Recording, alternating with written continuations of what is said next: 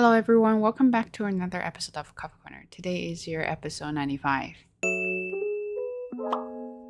As you can see, I've changed the background and it's very messy because I got nowhere to do a video with the little one and a bob. I actually did this video before like an hour ago. Somehow my audio didn't work, so I was trying to just use the footage from the camera, but the audio is just so terrible to the point I can't stand. So, you know what? I'm going to redo it. The problem about redoing it is I have to find a quiet place to do it. And here I am. Okay, so today's episode is about airport.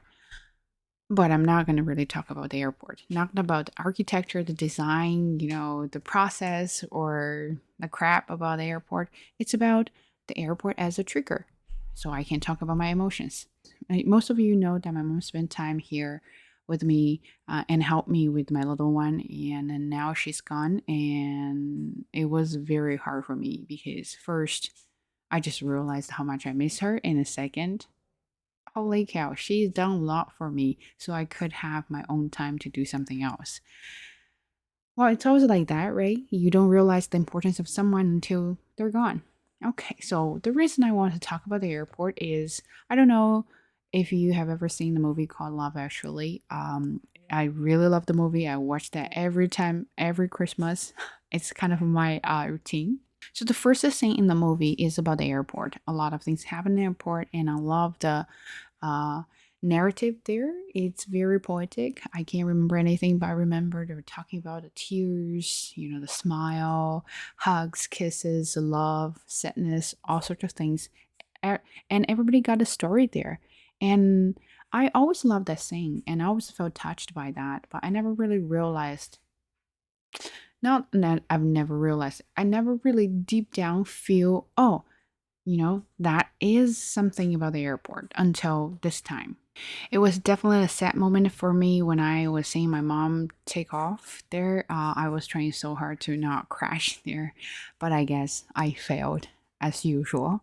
I was crying like a baby, and my mom too. So at that moment, I was thinking, why do people feel sad? Or why is it so hard for people to say goodbye to each other? Even if you didn't spend a good time with each other, well, at some point, you still feel really sad seeing people leaving. Um, I wasn't looking for an answer to it. Not like the answer will help me get rid of the negative emotion, but more like I'm just curious.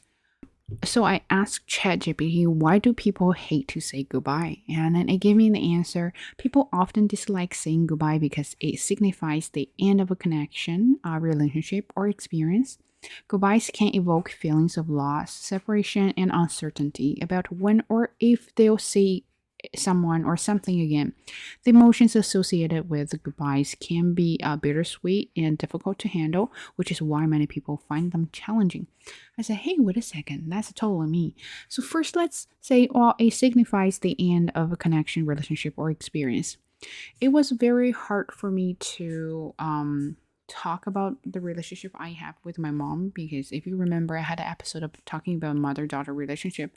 Basically, in that episode, I think 80% of the chat was pretty negative about the relationship. I didn't realize how asshole I was there until I had a talk with my mom, probably about like a month ago.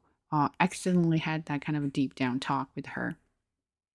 And also, if you remember, I recorded a video about let them, so I used that as well to help the relationship I have with my mother, and it really improved. So here's the thing: is at the end of the journey of her journey, I definitely felt there was a disconnection. I feel like finally we got along with each other and we had a great experience. We're really enjoying this co-parenting thing, and then we had to draw a period to the end of the journey. I i didn't want it, and then I was surprised that I didn't want it because normally my close friends all knew that I didn't have very positive relationship with my mom. Back to those years, I never really lived with her for a very long time because I had to work, and otherwise I was in school, and I only went back for a couple months for a vacation or something. But even though I just could not get along with them. And I think we're just totally different people.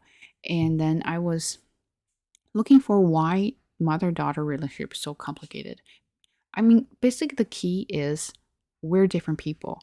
We have different personalities. We have different views of, handling things, how we grew up. Totally different. It's not because I'm her daughter or she's my mother, so we should be alike.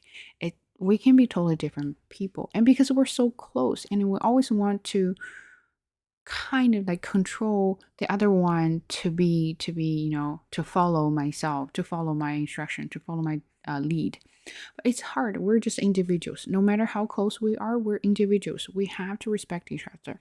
But we forget, especially in a Asian parents kids relationship, it is hard for kids to rebel. You have to follow their lead.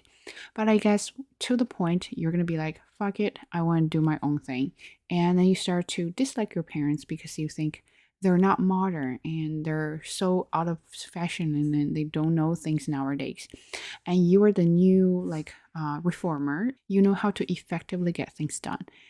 You just kind of feel like they're old, right? I had the moment too, which I was a dick.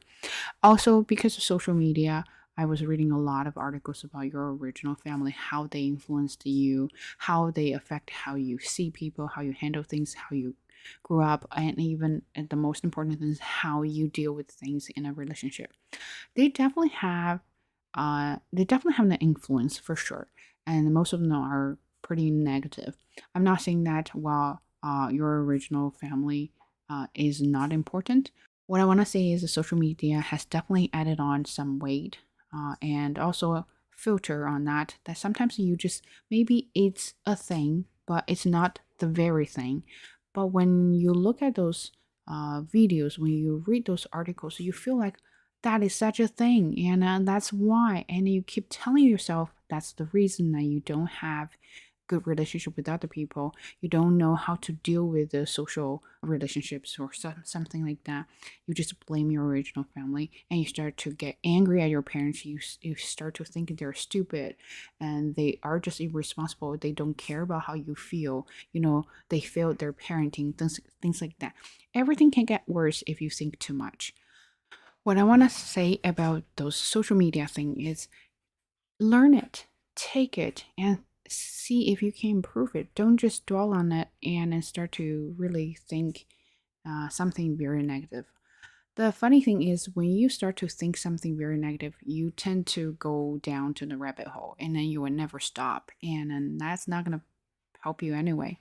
So, well, that's not my whole point. My whole point is we had ups and downs. My mom and I had ups and downs. I really wanted her to come here. I think back then flights were not available that much. And of course, the tickets were so expensive. My message basically saying that SOS, I need you to be here and I miss you so much. And the funny thing is, after I gave birth to my little one, I actually missed my mom really bad. So I said, I was crying, screaming. I said, just come here. Why can't you come here and save me and take care of me? I really appreciate, uh, I guess, mothers tend to sacrifice themselves for their children, and so did she. She came all the way from China, spent probably 20, 25, 30 hours on the trip, and got here, started to, she really wanted to help instantly. But I understand, there's jet lags and then she needs to take care of herself first and then adjust. So I told her to observe me first and see how I handle things so she can copy and paste. But of course, she's that kind of person that she wants hands on right away. I said, no, just wait. And then we had an argument. I didn't realize how, you know, terrible I was, especially my attitude towards her. I definitely made her very sad. For the first week, she cried a lot of times and she said she felt useless because she could never get anything right. I said, no, that's not what I was trying to make you feel. I wanted to say that I know you want to help, but you just need to give yourself a little time. But there was a miscommunication, or there wasn't a communication to make her understand that I didn't think her that way. She just felt like she was so old, she didn't know anything. So we kind of got through the first few days. By the end of February and beginning of March, my husband and I got COVID, and my husband's parents went on vacation on the day we got tested positive, and we were just panicking. And then I felt so lucky my mom was there because I otherwise I didn't know what to do. So quickly she picked up everything, and she started to take care of everybody in the house. I really appreciate it. And now when I think about that, I don't know how to say thank you to her. Probably she doesn't need it. She will say, oh, we're family. We don't have to be like that. Uh, After that, she was pretty much 24/7 with my little one.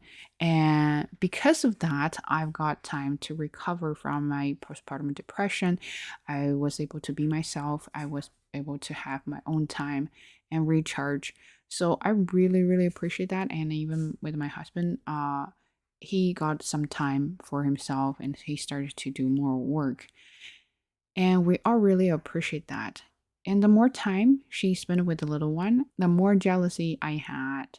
Um, for myself, for her, I don't know. The reason is I sometimes feel like she only cared about my little one. I thought, you came here to help me. You came here to love me. You came here to take care of me. But then all of a sudden, I'm not the focus. I'm at the bottom on your list to take care of. I'm no longer your daughter. I'm just someone who just happened to give birth to your grandson. I had a lot of struggles about that thought, and I feel like she wasn't, you know, for all the years I never did anything to make her proud of. And then now, because I have a child, and then she's so happy, like 100% pure happy there, I just feel like I was pointless to her. So, of course, back then, the hormones and the depression, everything added on. I said something stupid, and we had a fight and made her cry a couple times. But she also made me feel um, unimportant as well. I had a crazy crying there as well. But all of a sudden, we had a talk one time, and it was actually unexpected. We had a talk about how she felt when since she came here, how she see me change to a totally different person. I had to tell myself, you know what, let her finish her conversation, and I will talk to her and explain myself. You remember I filmed an episode about let them theory. I really was thinking about that. I need to calm down. I need to not cut her off, not jump to the conclusion, not fight back or defend myself. I need to let her finish her conversation, finish her venting, just because she got no one to talk about this with. She always thought I was a listener, but apparently not. And then our whole conversation always ended up really terribly. So I said, okay, you're gonna go talk. That's good. So she started to talk about how she felt about my behaviors, my attitudes since she came here. Some parts I felt like that wasn't true. Some parts were more like she assumed that's what I was trying to say, which was not. But I was able to calm down and make some mental notes on each point so later on I could explain myself. So when I explained myself, I asked her, did she finish her conversation? She said yes. I said, okay, now I'm going to start my responses to your questions or your statements, and I hope you just let me finish. No cutoff. She agreed on that, and then I was able to respond to each point.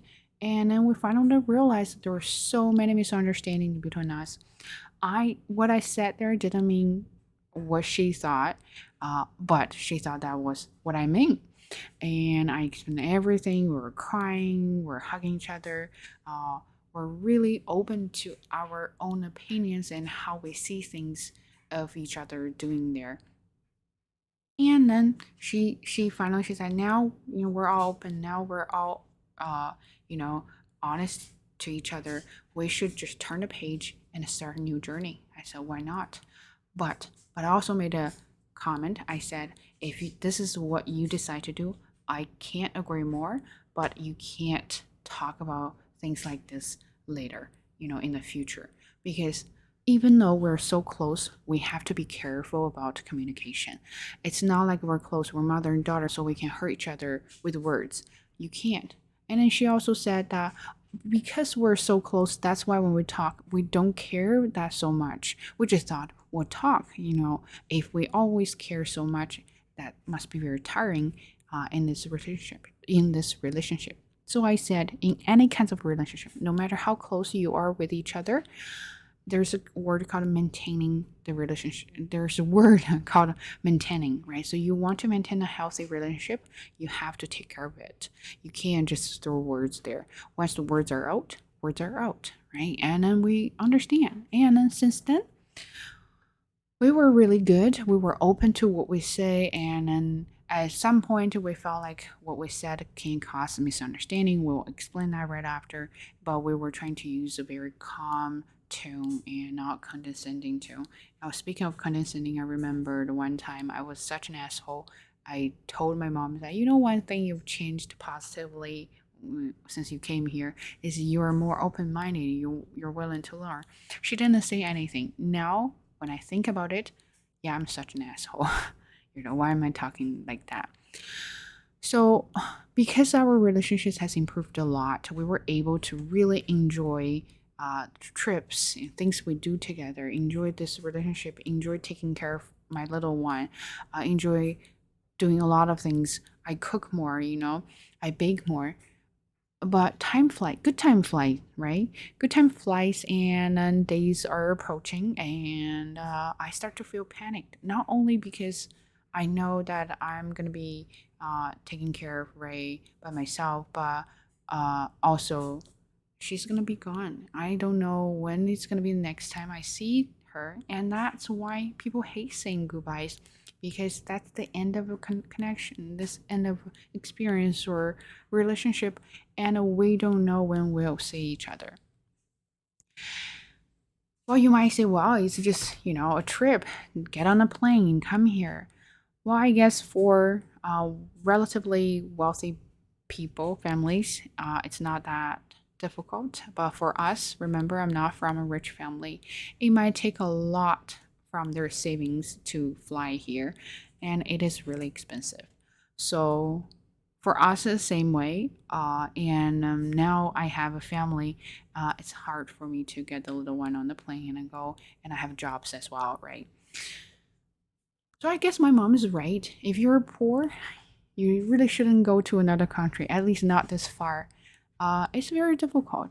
Last time I spent so long with my parents, I couldn't even remember. Even 10 years ago, when I was in China, well, most of the time spent in a university, at work, in my rental.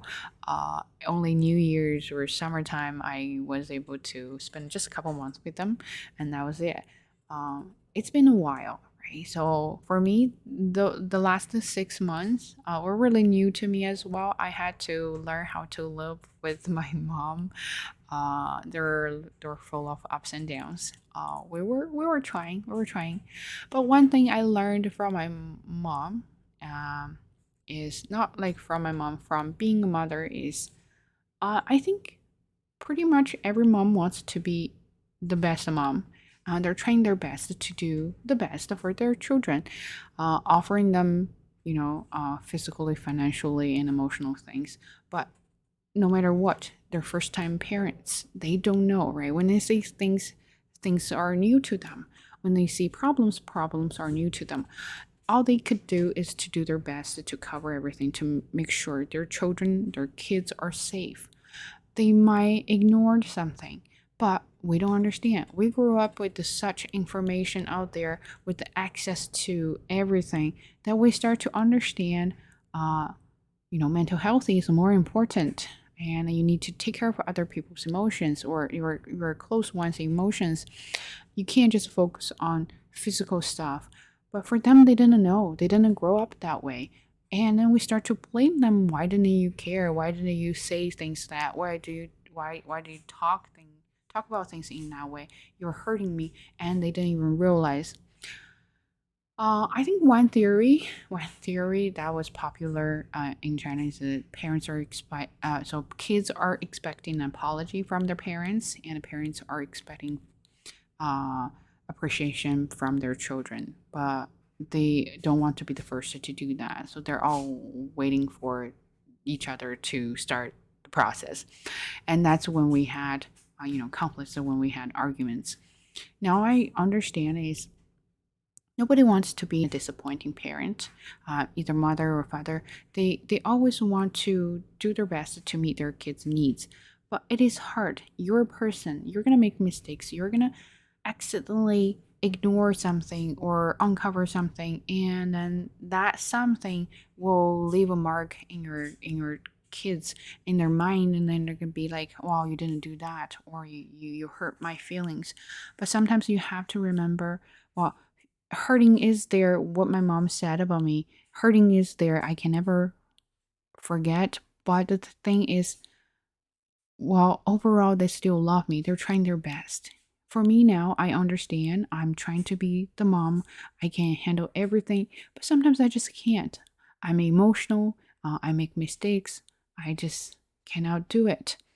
But that's fine. And then now I understand. The more I understand about my parents, the more I feel bad about how I talk to them, how I treat them in the past. Over the course of 6 months, I've learned a lot from living with my mother, and I've learned a lot being a mother. And then it comes to the end of the journey, right? So it was very tough. I got there in the car. My husband was driving the car, and he was very quiet. And I kept talking. My mom kept talking because we all wanted to keep each other occupied, so we didn't think about leaving, which is really sad. Once we got to the airport, we were so busy with the checking, looking for signs, looking for entrance, and eventually we settled down. That's when I start to think about that's it. That's the end of the journey, right?